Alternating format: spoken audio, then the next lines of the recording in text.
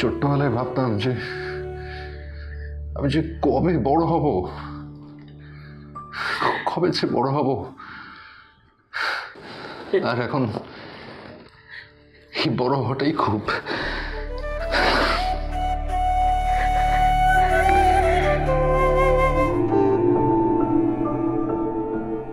কি আম্মা? হ্যাঁ, ঘুমাও নাই কেন? আমার তো ঘুমাতে একটু দেরি হয় বাবা। না না, তো রাত পর্যন্ত জেগে থাকে ঠিক না। চুপচাপ উঠে বসে আছো। হ্যাঁ,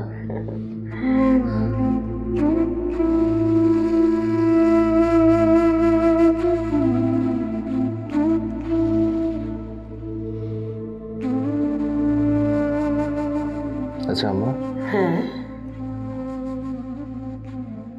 আমি কি আব্বার মতো হয়েছি না আমার মতো? তুই একদম তোর বাবার মতো হয়েছিস।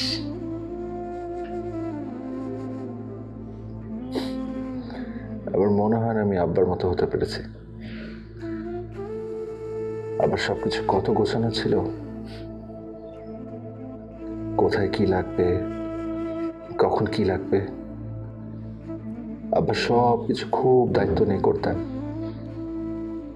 আমাকে সবসময় বলতেন এটা করা যাবে না, ওটা করা যাবে না, খারাপ পথে যাওয়া যাবে না, ভালো একজন মানুষ হতে হবে।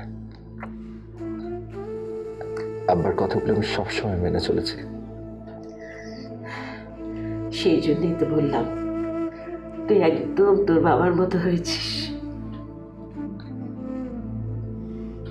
কিন্তু আম্মা,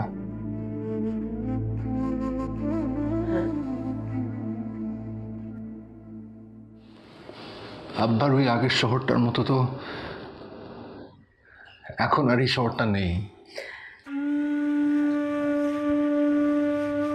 ঠিকঠাক টিকে থাকতে চাওয়া মানুষগুলো কেমন যেন একটা ঝড়ের মধ্যে পড়ে গেছে। কখনো ভাসছে তো কখনো ডুবছে, কখনো ভাসছে তো কখনো ডুবছে।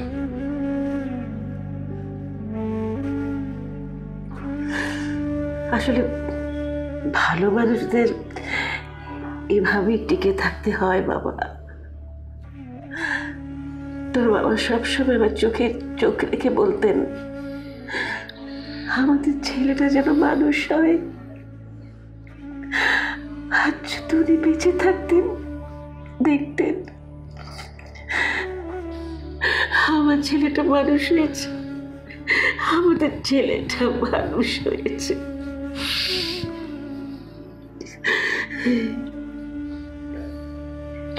ছোট্টবেলায় কি ভাবতাম জানো আম্মা?